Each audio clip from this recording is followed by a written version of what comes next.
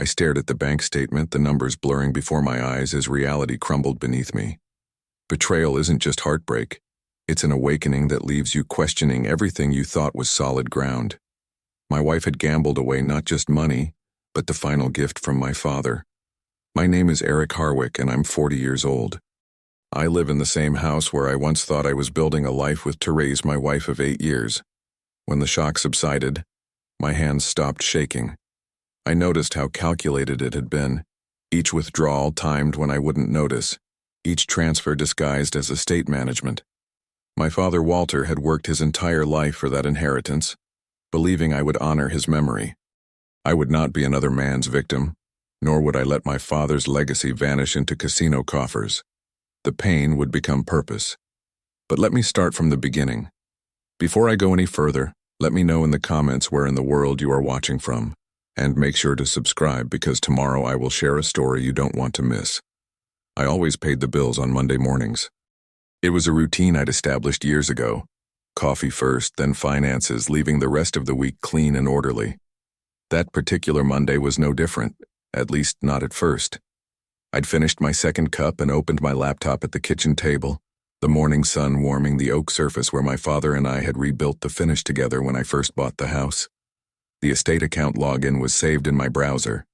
2 clicks and I was in, ready to transfer a portion to savings as I'd planned. That's when I saw them. Transaction after transaction. Cash advances. Wire transfers. Casino markers, all from a place called Redwood River. My coffee went cold beside me. The cursor hovered over the first withdrawal, dated 3 days after my father's funeral. This can't be right, I muttered, though I was alone in the kitchen. I downloaded 3 months of statements, the printer in the office humming to life down the hallway. My hands were steady, but my chest felt hollow, like someone had scooped everything out. The timestamps didn't lie. The signatures matched. Most withdrawals happened when I was at work or asleep and this one hit like a hammer. During my father's memorial service. The afternoon sun replaced the morning light, casting different shadows across the papers I'd arranged in chronological order. I'd skipped lunch without noticing. $200,000. Gone. Not in one dramatic sweep, but in a series of calculated extractions. 40,000 here, 65,000 there. The last one, 75,000, had been transferred the morning we'd hosted Dad's memorial brunch. I remembered that morning vividly. The smell of coffee and pastries from the bakery down the street. The lilies my sister Emmy had arranged. Therese had been on her phone a lot, stepping away for work calls. Now I understood what kind of work she'd been doing. When I heard her key in the front door at 6, I'd been sitting there for nearly 8 hours. I gathered the papers into a folder and slid it into my desk drawer. Something in me needed to see her face without accusation between us. I needed to know if she would tell me herself. "Hey," she called, dropping her purse on the counter. Traffic was awful today. I watched her move around the kitchen, pulling ingredients for dinner completely at ease. No guilt. No hesitation. Meanwhile, my world had collapsed into ashes hours ago. "How was your day?" she asked, chopping an onion with practiced efficiency. "Quiet," I answered, which wasn't a lie. The silence in that house had been deafening all day. We ate dinner with the usual small talk, work projects, weekend plans, the neighbor's new fence. The normalcy felt surreal, like watching a play where only one actor knows the script has changed. After dinner, I waited until she'd settled on the couch with her tablet, scrolling through social media with the TV murmuring in the background. "I noticed some withdrawals from the estate account," I said, keeping my voice casual. "Big ones to Redwood River. Know anything about that?" She didn't flinch, didn't even look up right away. When she did, her expression was neutral, almost bored. "Oh, that. I've been testing an investment system." "An investment system," I repeated. The words tasted like metal. "It's complicated. You wouldn't really get it. It's about leverage and probability."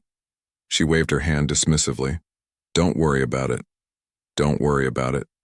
As if my father's life savings, his final gift to me, was a trivial matter. As if I was being fussy over pennies instead of a fortune. I nodded and said nothing more.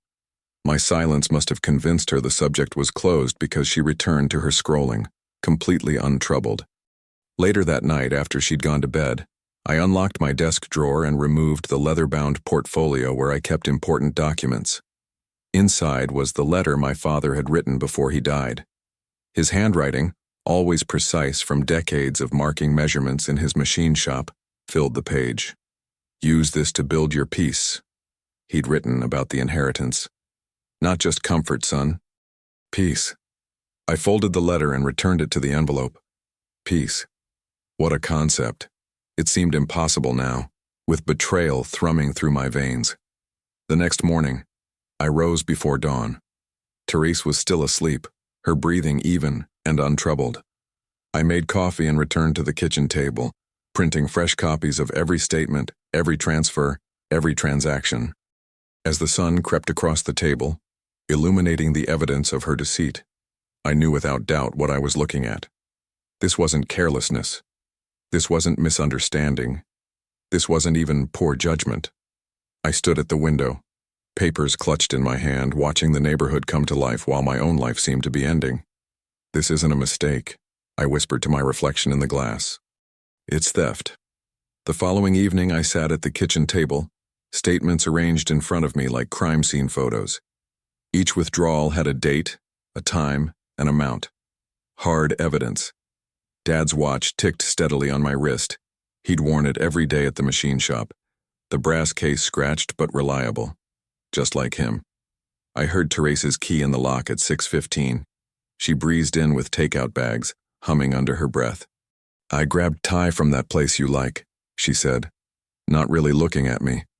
I didn't answer. I just watched her unpack the food, arranging containers with the same casual confidence she'd used while draining my inheritance. When she finally glanced over, her movements slowed. "What's with the paperwork? Bringing work home now?" "Sit down, Therese." My voice sounded strange even to me, flat, controlled, nothing like the storm inside. She raised an eyebrow but pulled out a chair across from me. I pushed the stack of statements toward her, fanned out so the Redwood River Casino logo was visible on each one. "Explain this," I said.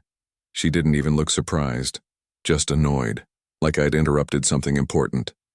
"I already told you it's an investment system. $200,000. Our entire inheritance. Dad's money." I tapped the statements. "This isn't investing. This is gambling." "It's calculated risk," she corrected, leaning back. "And sometimes you have variance before you hit the upswing. That's how these systems work." Variance. The word felt like poison. You took Dad's entire life savings and fed it into slot machines and call it variance? Not just slots. Blackjack, some sports betting. That's where the real edge is. She actually smiled. "I was up big for a while. But now it's gone." My voice rose. "All of it gone." She shrugged. "I can get it back. I just need a little more runway." The casual dismissal ignited something in me. "It wasn't yours to lose in the first place. It was Dad's money, his life's work, his legacy to me." "Oh, please." Her face hardened. "Your precious father. A man who never believed in me, never thought I was good enough for his golden boy. Don't you dare make this about him." My hands were shaking. He worked 60 hours a week for 40 years for that money. He wanted me to build something with it. "Well, I'm trying to build something too," she snapped. "Something bigger than his small-minded vision. But you're just like him. No imagination, no vision." I felt something crack inside me. "You took $75,000 the morning of his memorial. While I was eulogizing him, you were draining his account." For the first time, she looked away. Then her face reset into defiance. "You're overreacting. It's just money." "It's not just money." My voice cracked. "It's everything he stood for. Everything he wanted for me. You've desecrated his memory." Therese's eyes narrowed. "Fine. If that's how you want to play it, I'll file for divorce first thing tomorrow. I get half the house, maybe spousal support too, since I scaled back my career to support yours." I stared at her, stunned by the pivot from justification to threat. "And by the way," she continued, leaning forward, "I know about that estate overflow account Emmy set up. The one you two think I don't know about. Hide anything else from me and I'll make sure the court knows you're concealing assets." The revelation hit like a punch. She'd known about the smaller account Emmy had created for miscellaneous estate expenses. She'd been tracking everything, planning her moves. "This isn't about money anymore, is it?" I said quietly. "This is about control. It's about respect." She stood up, gathering her purse. "And consequences. You don't get to judge me, Eric. Not if you want to keep that house and your precious reputation." She stormed toward the door, pausing with her hand on the knob. "Think carefully about your next move, because I promise you, I'll match it." The door slammed behind her, the sound reverberating through the empty house. I sat there, hands trembling, surrounded by the evidence of her betrayal. This wasn't ignorance or carelessness. This was calculated manipulation. She'd taken Dad's money and now she was threatening to take everything else. Slowly, I removed Dad's brass watch from my wrist and placed it on the table beside the statements. The steady ticking seemed to echo his voice. "Stand your ground, son." I would protect what remained of his legacy, whatever it took. The next morning I met Emmy at Westside Cafe, our childhood breakfast spot. The place still smelled like cinnamon and coffee grounds, a comforting constant in a world that had tilted sideways. Emmy was already there, tucked into our usual corner booth, a manila folder beside her coffee cup. "You look like hell," she said, pushing a mug toward me as I slid in. "Feel worse." I rubbed my eyes. Sleep hadn't come easy after Teresa's threats. "Thanks for meeting me on short notice." "Of course." Emmy opened her folder, all business. As co-executor of Dad's estate, she had access to everything I did. I pulled the transaction logs.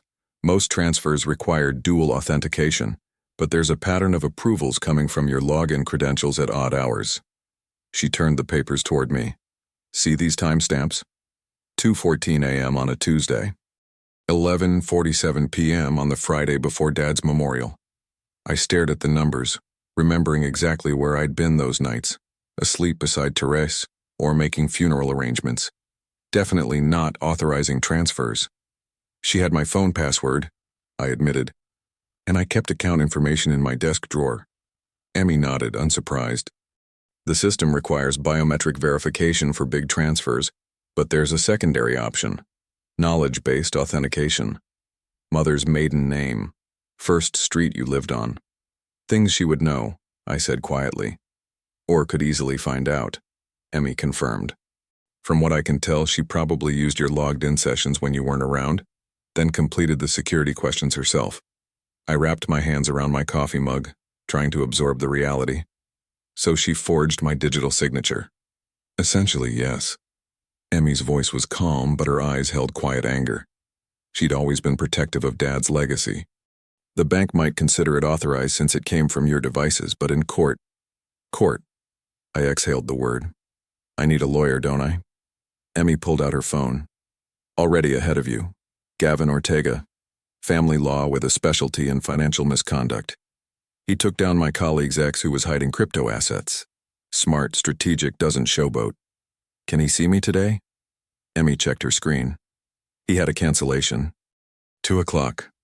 I reached across the table and squeezed her hand. "Thanks, Em." Her fingers tightened around mine. "Dad trusted us to handle his affairs properly. We're going to make this right." Gavin Ortega's office was understated. No mahogany desk or law tomes for show, just clean lines and organized files. The man himself matched the space, efficient, focused, with shrewd eyes that missed nothing. "Dissipation of marital assets," he said after I'd laid out the situation. "That's your strongest position here." "Dissipation," I repeated, testing the word. "It means one spouse wastefully spending marital property, gambling, affair expenses, deliberately destroying value." Gavin leaned forward. "Courts take it seriously, especially with inherited funds. Your father's intention matters too." I pulled out Dad's letter from my wallet, smoothing the creased paper before handing it over. Gavin read it carefully. "Use this to build your peace," he quoted. "Clear intention. And you kept this letter separate? Carried it with you?" I nodded. "Since the day the will was read?" "Good. That strengthens the inheritance as separate property." He made a note. "We'll need to document everything. Account statements, casino records, your father's intent. When did she start the withdrawals?" 3 weeks after the funeral, Gavin's pen paused. And the largest withdrawal? $75,000. The morning of Dad's memorial brunch. Something hardened in Gavin's expression. We'll subpoena the casino records, and I want to bring in Marta Klein, forensic accountant. She'll map every dollar from your father's estate to your wife's gambling. What about Teresa's threats to take the house? Spousal support? First, stop all direct communication with her, everything through counsel. Second, we'll file for temporary orders, exclusive use of the home for you, freezing joint assets. Her gambling gives us leverage. For the first time in days, I felt something like hope. Not happiness, but a path forward. What do I do tonight? I asked, gathering the paperwork. Secure anything important, documents, valuables, change passwords she doesn't already know. Document the house condition. And Mr. Harwick? His eyes locked with mine. Don't give her any warning. From now on, we move strategically, not emotionally. That night, I knelt before the safe in my home office, methodically filing away every statement, every record, every piece of evidence. Last went Dad's letter, carefully folded beside his brass watch in its wooden box. As I closed the safe door, thunder rolled outside, a low rumble that matched my resolve. I spun the dial, testing it once to be sure it was locked. This wasn't just about money anymore. This was about accountability, about consequences, about making sure my father's last wish wasn't completely destroyed. I exhaled slowly, feeling the shift inside me, from shocked victim to determined strategist. Tomorrow would be about facts, evidence, and careful planning. The chess game had begun. The next day, I found myself in the financial district, staring up at a glass and steel high-rise that housed Marta Klein's forensic accounting firm. Her office was on the 12th floor. Clean lines, minimal decoration, and walls of filing cabinets that spoke of methodical precision. Marta herself was a study in efficiency. Bobbed hair, crisp blazer, and eyes that seemed to calculate everything they saw. She shook my hand firmly, then gestured to the conference room where multiple monitors were already displaying colorful timelines and spreadsheets. I've been at this since 5 this morning, she said. No apology or pride in her voice, just fact. The patterns are concerning. I settled into a chair beside her as she pulled up the first chart. Here's what we know, Marta began, pointing to a timeline on the main screen. Your father's estate deposited funds on March 4th. By March 27th, 3 weeks after the funeral, we see the first withdrawal at Redwood River Casino. $5,000. My stomach tightened. 3 weeks. She hadn't even waited a month. Then April 6th, 12,000. April 18th, 20,000. Marta's finger traced each spike on the graph. The frequency accelerates in May, sometimes multiple withdrawals per day. I leaned forward, squinting at a particularly tall bar on the chart. And this one? May 17th, $75,000. Wire transfer directly to Redwood River's cage. According to your calendar, that was the morning of my father's memorial brunch. The words felt like gravel in my throat. I remembered standing at the podium that afternoon, sharing memories of Dad while Therese sat in the front row, nodding sympathetically. All the while, she'd already rated the account. Marta's expression softened momentarily. Mr. Harwick, these numbers suggest more than occasional gambling.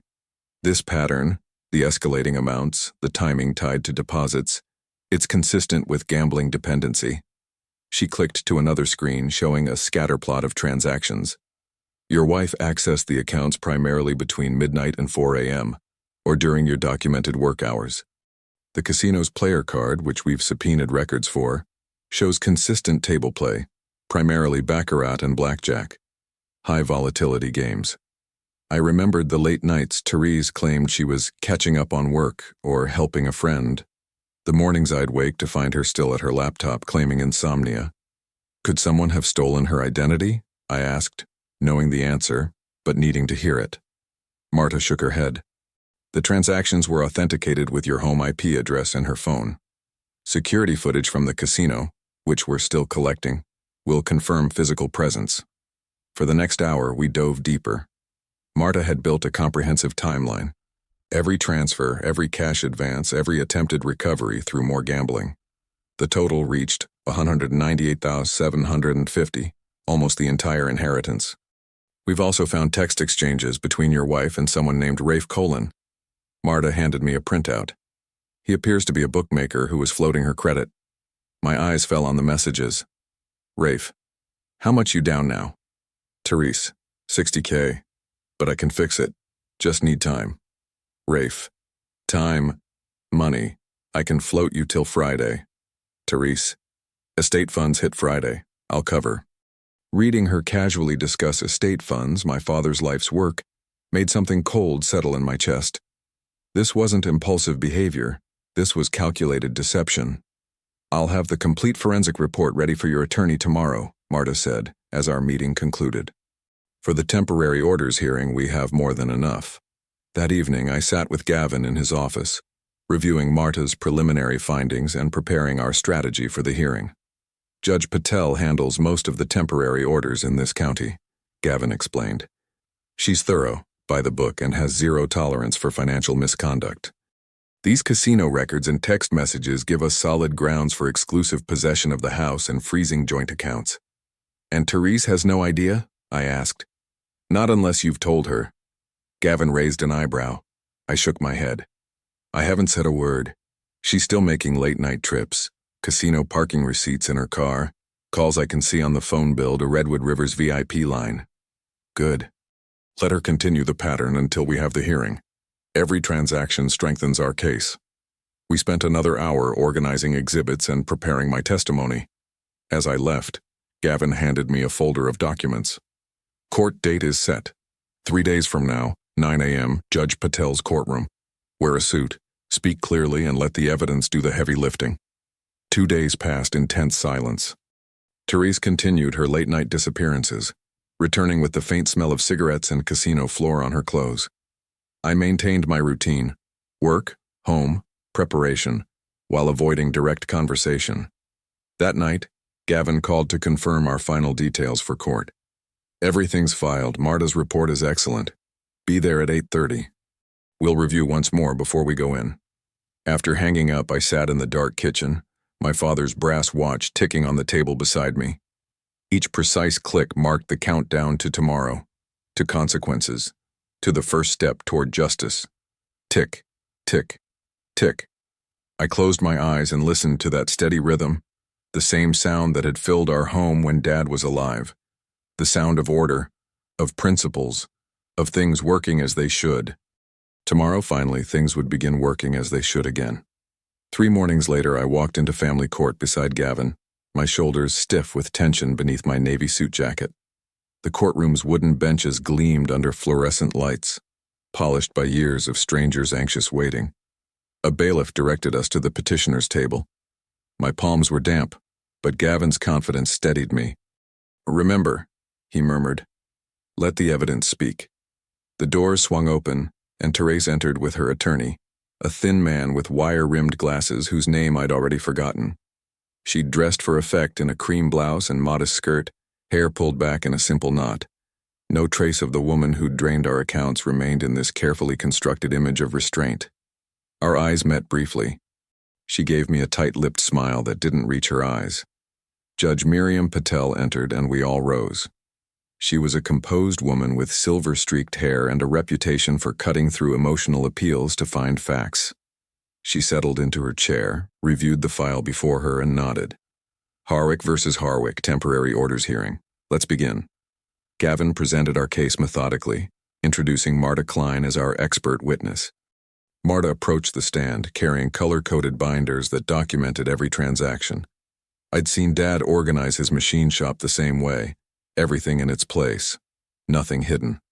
Ms. Klein, please summarize your findings, Judge Patel directed. Marta opened her primary binder. Your Honor, I've identified a pattern of systematic withdrawals from the estate account originally containing Mr. Walter Harwick's inheritance to his son. Beginning February 12th, 2 days after funds were deposited, and continuing through April 30th, approximately $198,750 was removed through ATM withdrawals, cash advances, and wire transfers. She displayed a chart showing transaction dates, amounts, and locations. Red flags marked particularly significant withdrawals. This withdrawal of $75,000, Marta indicated, occurred on the morning of Mr. Walter Harwick's memorial service. The IP address matches the Harwick residence, and the authentication was performed using Mrs. Harwick's devices, while Mr. Harwick was documented to be at the funeral home. I stared at that line item. $75,000 vanished while I was arranging flowers beside my father's casket, and something in my chest hardened. The memorial brunch had cost $600. Dad would have thought even that was extravagant. Judge Patel studied the evidence, then turned to Therese. Mrs. Harwick, would you care to explain these transactions? Therese leaned forward, her voice soft. Your Honor, this is simply a misunderstanding between spouses. The funds were used for investments we'd discussed. I may have been overeager in my approach, but these were marital funds being used for marital purposes. Investments? Judge Patel's eyebrow arched slightly. Can you provide documentation of these investments? Not at this time, Therese's attorney interjected. But my client maintains that all funds were used with implied consent for potential family benefit. Gavin stood. Your Honor, we have evidence directly contradicting that claim. He introduced Emmy's notarized affidavit and supporting documents. Emmy Harwick, as co-executor of Walter Harwick's estate, has provided documentation proving the testator's clear intent that this inheritance remains separate property. Emmy's meticulous records included Dad's handwritten notes about the inheritance, copies of the bank transfers, and the letter he'd left me. The judge read them carefully, her expression unchanged. Additionally, Gavin continued, we have records from Redwood River Casino confirming Mrs. Harwick's player card activity, correlating exactly with these withdrawals. Judge Patel reviewed the evidence for several long minutes. The courtroom remained silent except for the soft rustle of pages turning. Finally, she set the documents down. Based on the evidence presented, I'm issuing the following temporary orders. Mr. Harwick is granted exclusive use of the marital residence pending final hearing.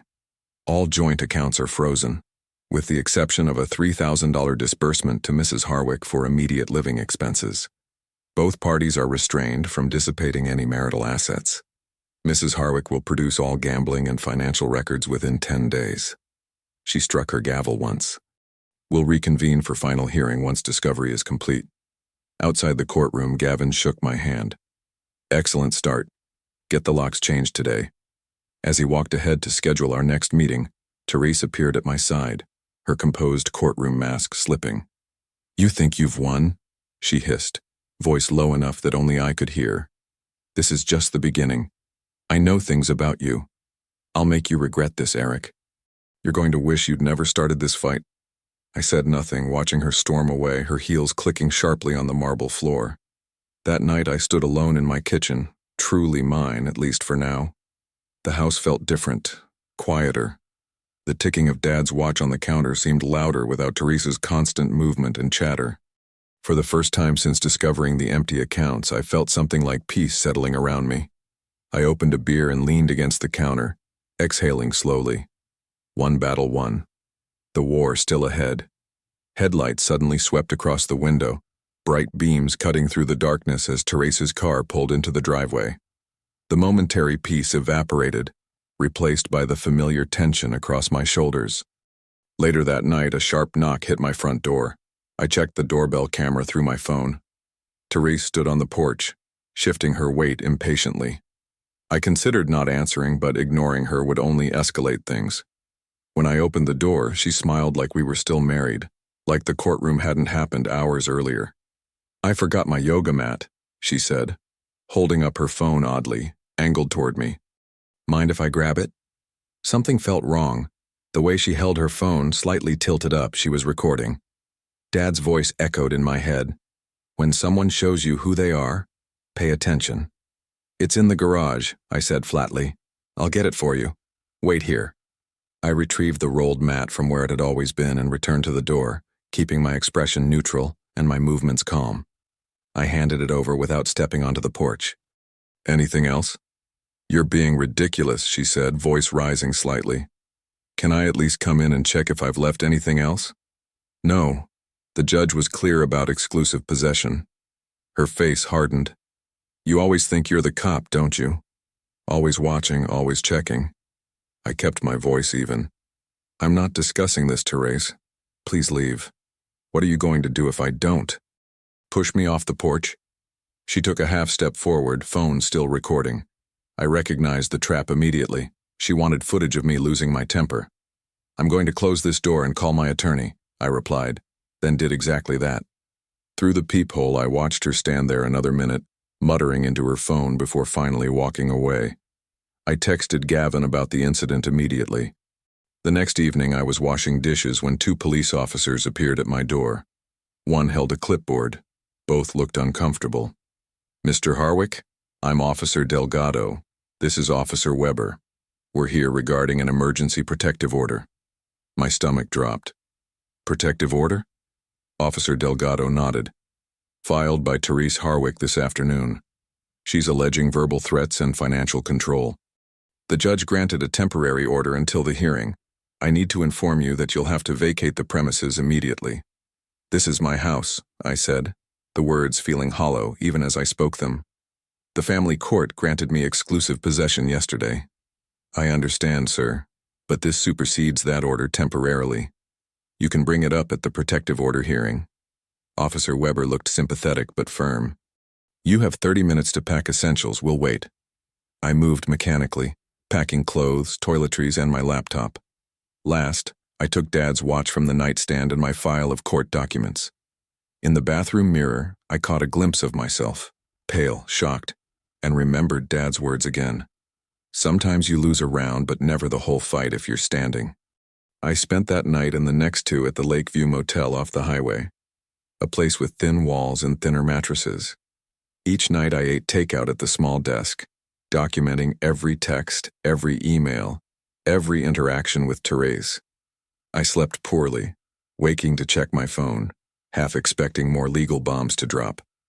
On the second day, I learned my business account had been frozen for review because Therese's petition alleged financial abuse.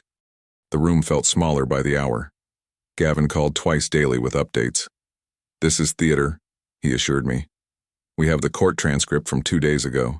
Judge Patel already saw the financial evidence. This order will collapse. I tried to believe him, but nights at the motel stretched long. I'd lie awake thinking about Dad's house, my house, sitting empty while I paid by the night for a room that smelled of industrial cleaner. On the 3rd morning, a knock startled me out of fitful sleep. Emmy stood outside carrying coffee and a laptop. You look terrible, she said, handing me a cup. But I've got something. She opened her laptop on the bed. I installed that doorbell camera system for you last year, remember? The footage uploads to cloud storage automatically. On screen, she pulled up footage from the night Therese claimed I'd threatened her. The timestamp matched exactly, 8:47 p.m. The video showed Therese at the door holding her phone up, speaking loudly. Inside, I was barely visible, standing well back from the threshold, my posture relaxed. No shouting, no advancing, just Therese's voice carrying, "What are you going to do if I don't? Push me off the porch?" Then later footage after I'd closed the door. Therese speaking into her phone. He just threatened me. Did you get that? The way he was looking at me? Relief flooded through me. Emmy, you're a genius. I'm a person who pays attention, she corrected.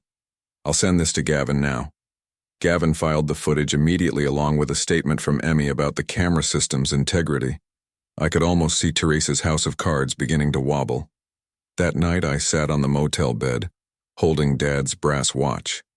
The rain outside drummed steadily against the window as I watched the second hand tick past midnight. Each quiet click reminded me of Dad's patience, his steady approach to problems.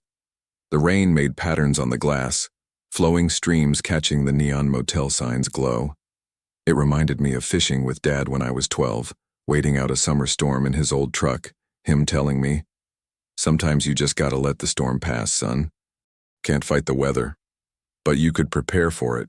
You could gather evidence, you could stand in court with truth on your side." I closed my eyes, listening to the watch tick and the rain fall, knowing tomorrow would bring one step closer to home. 2 days later, I stood at the courthouse steps, watching morning light reflect off the building's windows. My stomach knotted with anticipation. 3 nights in a motel room had left me with dark circles under my eyes and a stiffness in my shoulders that wouldn't ease no matter how I rolled them. "Ready?" Gavin asked, briefcase in hand. I nodded, straightening my tie. More than ready. The courtroom felt smaller than during the temporary hearing, more intimate, which made the stakes feel higher somehow. I took my seat at the plaintiff's table, trying not to look at Therese, who'd positioned herself directly in my line of sight. She'd dressed for effect, a conservative navy dress, minimal makeup, hair pulled back in a modest style I'd never seen her wear before. The transformation was remarkable. Gone was the sharp, ambitious woman who'd threatened to take everything. In her place sat someone who kept her eyes downcast, occasionally dabbing at non-existent tears.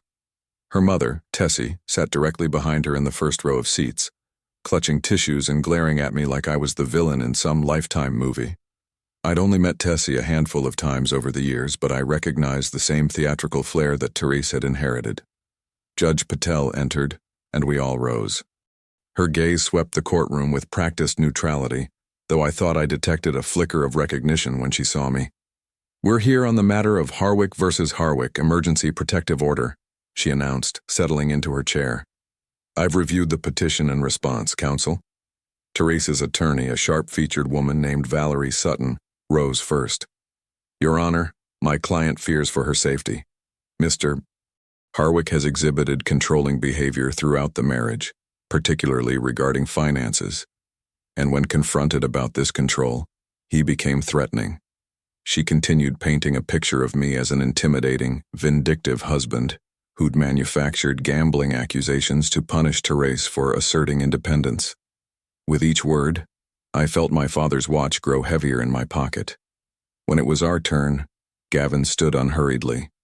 "Your Honor, these allegations appeared conveniently after you granted my client exclusive possession of the marital residence based on Mrs. Harwick's documented gambling of Mr. Harwick's inheritance. We have evidence directly contradicting Mrs. Harwick's claims." Judge Patel nodded. "Proceed." Gavin walked forward with a USB drive. "This is footage from the security system at the marital residence, capturing the exact date and time Mrs. Harwick claims Mr. Harwick threatened her." The courtroom monitor flickered to life. There was my front porch, timestamp clear in the corner, 8:47 p.m., the exact time Therese claimed I'd threatened her. The footage showed Therese at the door, phone raised suspiciously while I stood well back in the entryway. Her voice came through clearly. "Open the door, Eric. I need the laptop." Then came the words that made the courtroom go silent. "I can fix it, I can win it back." Win it back. Not earn it back or save it or reclaim it. Win it back. The gambling reference was unmistakable. The footage continued, showing her increasingly agitated attempts to enter after I'd closed the door. Then her voice clearly speaking into her phone. "Did you get that?" The way he was looking at me? I risked a glance at Therese. Her face had gone rigid, eyes fixed on the screen. Judge Patel's pen stopped moving. She watched the entire clip, then turned to Therese's attorney. "Counselor, would you like to explain the discrepancy between your client's sworn statement and this footage?" Sutton stammered something about camera angles and context, but Judge Patel held up her hand. "The protective order is hereby dissolved, effective immediately." She looked directly at Therese. "Mrs. Harwick, this court takes false allegations very seriously. Had Mr. Harwick not had this evidence, his reputation and freedom might have been severely compromised." Relief washed through me, but it wasn't celebration I felt, just the hollow vindication of having escaped a trap. "Furthermore," Judge Patel continued, "this court is referring this matter to the district attorney's office for review of potential perjury charges." Therese's mask slipped entirely then, her face contorting with rage before she quickly composed herself. Outside the courtroom, Gavin patted my shoulder. "Clean win. We'll file the divorce petition this afternoon." The following week passed in a blur of paperwork and meetings. Therese, now without the leverage of false accusations, tried a new approach. She called 3 times, left voicemails suggesting we handle this privately, avoid more embarrassment, and come to a reasonable agreement. I declined each overture through Gavin. The evidence was too substantial, the betrayal too complete for quiet settlements. After the final filing was complete, I encountered Therese in the courthouse hallway. She'd dropped the victim act entirely. "You'll regret this," she whispered, eyes narrow. "I promise you will." I watched her walk away, her heels clicking against marble, and felt something unexpected. Not fear, not even anger anymore. Just certainty that I was doing what my father would have wanted, standing my ground and fighting for what was right. The next morning, I arrived early at Gavin's office. The conference room already hummed with preparation. Stacks of documents arranged in chronological order, financial exhibits labeled and highlighted, all the fragments of my shattered inheritance organized into a compelling narrative. Emmy got up to hug me when I walked in. "You ready?" she asked. "As I'll ever be," I replied, setting my father's watch on the table like a talisman. Marta Klein sat surrounded by spreadsheets and bank records, her glasses perched on the end of her nose. She nodded at me. "Mr. Harwick, I've confirmed the pattern. There were 17 separate unauthorized transfers from your inheritance account to various gambling venues." She slid a timeline across the table. "The largest withdrawal, $75,000, occurred the morning of your father's memorial service. I remembered that morning, the smell of coffee brewing while I practiced my eulogy, Therese saying she needed to run an errand before the service, all while she was draining what remained of Dad's legacy. We have the IP address logs," Marta continued, tapping her tablet. "Each transfer was initiated from Therese's personal devices. And these text exchanges with the bookmaker, Rafe Colin." She pulled up messages where Therese discussed covering tracks and estate funds hitting Friday. The evidence was overwhelming, clinical in its precision. Gavin leaned forward. "Judge Patel has already seen the dissipation in the temporary hearing. Today we're focusing on the permanent orders, keeping the house in your name only, securing judgment for the missing funds, and fighting any spousal support claims." Emmy touched my arm. "Dad would be proud of you, Eric." I nodded, throat tight. The watch ticked steadily beside us. When we walked into the courtroom 2 hours later, Therese was already seated with her attorney. She dressed conservatively, navy blazer, minimal jewelry, playing the role of the reasonable spouse. Our eyes met briefly. Where I'd once seen warmth, I now saw only calculation. Judge Patel entered, and we all rose. After preliminary matters, Gavin called Marta to present her findings. She walked the court through the timeline, each withdrawal, each casino visit, each text message building the case like bricks in a wall. When Therese took the stand, her strategy became clear. She spoke of our future and investments that had unfortunately not paid off. She claimed she'd gambled for us to create financial freedom. "I made mistakes," she admitted, voice softening, "but they were made with our best interest at heart." Her attorney tried steering toward my emotional distance following my father's death, suggesting Therese had been abandoned in her grief, while I withdrew into work. It was masterful misdirection, but Judge Patel's expression remained unchanged. When my turn came, I held my father's folded letter in my hand. Gavin had advised keeping it simple, speaking from the heart rather than anger. "My father's name was Walter Harwick," I began. "He worked at Pressman Machine for 42 years. His hands were always rough, and he never took a vacation longer than a fishing weekend. When he died, he left me an inheritance of $200,000 and this letter." I unfolded the paper carefully. It says, "Son, use this to build your peace. It's not a fortune, but it's freedom from worry. Honor it by growing roots, not by chasing wind." I looked up. My wife took that gift and fed it into slot machines while I was arranging his funeral. The courtroom was completely silent. When I confronted her, she didn't apologize. She threatened to take half my house and claim I'd abused her, which she later attempted with false allegations this court has already dismissed. I took a breath. I'm not asking for punishment. I'm asking for restoration of what was stolen and protection from further harm. Judge Patel nodded slightly as I finished. After final arguments, she took only a 15-minute recess before returning with her decision. The court finds clear and convincing evidence that Mrs. Harwick converted non-marital property, specifically Mr. Harwick's inheritance, and dissipated these funds through gambling activities including unauthorized transfers constituting fraud. Her voice was measured but firm. The court denies Mrs. Harwick's request for spousal maintenance. Mr. Harwick is awarded exclusive ownership of the marital residence. Furthermore, the court grants judgment to Mr. Harwick in the amount of $200,000, plus reasonable attorney's fees of $28,600.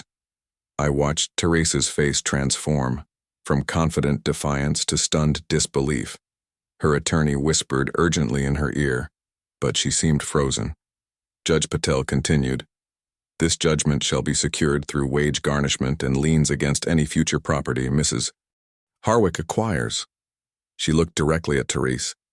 "The court also orders Mrs. Harwick to complete gambling addiction assessment and treatment." With a final tap of her gavel, it was over. In the hallway afterward, Therese approached me while Emmy and Gavin spoke with the clerk. "Eric," she said softly, "we can fix this." Her voice held none of the warmth that had once drawn me to her, only the familiar calculation I now recognized too well. I looked at her for a moment, then walked past without a word, my father's letter and watch secure in my pocket.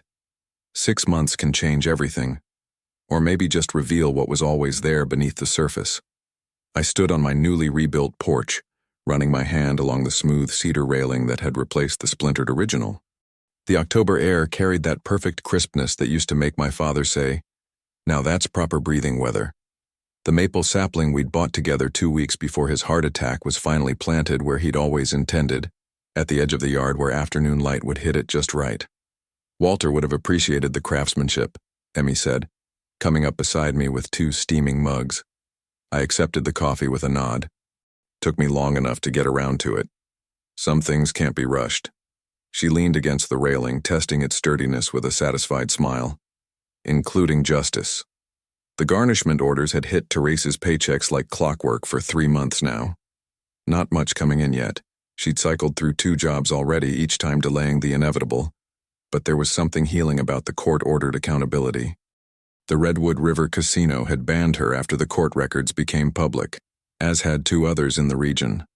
Last I'd heard through a mutual acquaintance, she was renting a studio apartment above a cell phone repair shop off Highway 16, telling anyone who'd listen how she'd almost had it all if not for bad luck and my vindictiveness. Luck. As if any of this had been about luck. "The first scholarship recipients get notified next week," I said, changing the subject to something that actually mattered. 2 students in the machinist program. The Walter Harwick Memorial Scholarship wasn't large. $5,000 split between 2 community college students studying machine technology. I'd funded it from the steady flow of restoration work I'd rebuilt after the divorce. It wasn't much compared to what my father had left me, but it was honest money, earned the way he taught me. He would have hated the attention, Emmy laughed, but loved what it stands for. We sat together in comfortable silence, watching the maple's leaves flutter in the breeze. Emmy had been my anchor through all of it. The court dates, the sleepless nights, the moments when grief for both my father and my marriage had threatened to pull me under.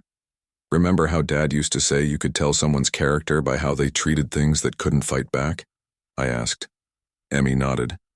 "Money, animals, and other people's reputations. I keep thinking about how Therese treated his memory, like it was just another chip to play." I took a long sip of coffee. But I'm done letting that consume me. After Emmy left, I finished staining the back steps as the sun set. The house felt different now, not just because of the repairs, but because it was truly mine. Every nail I'd driven, every board I'd replaced was an act of reclamation. When darkness fell, I showered off the day's sawdust and sat at my father's old desk. The brass watchbox sat centered on the polished wood. I opened it carefully, lifting out the timepiece that had marked my father's days for 30 years. The gentle ticking filled the quiet room, steady, unbroken, continuing, just like he'd wanted for me. I remembered sitting in that motel room during Teresa's false accusation, watching this same second-hand move while rain pelted the windows. The difference between then and now wasn't just time passed, but purpose found. The watch had become something of a ritual for me, not nostalgia, but proof. Proof that you could lose almost everything and still rebuild. Proof that betrayal didn't have to be the end of the story. I ran my thumb over the worn face, thinking about what I'd learned. Betrayal had taught me not to build weaker walls but stronger ones, and to be more careful about who I invited inside them. It had shown me that peace wasn't just the absence of conflict, but the presence of justice and order. The garnishment wouldn't repay everything Therese had taken. The scholarship wouldn't bring my father back. But both were statements about who got the final word in this story. Not the one who destroyed, but the one who rebuilt. Outside, a car passed slowly on the street, its headlights briefly illuminating the room. For a moment, my breath caught. Old instincts die hard, but then released. Those footsteps wouldn't return to this porch. Those hands wouldn't touch these walls again. I closed the watchbox gently, rose from the desk and walked to the window. The neighborhood was settling into night, porch lights glowing in windows, the maple silhouette barely visible against the darkening sky. Everything quiet. Everything in its place. Peace isn't given, I murmured to the horizon. It's earned. I believe stories such as this find us for a reason. If this one touches you, please subscribe. I share a new one every day. In the meantime, there are 2 stories on the screen that are even better.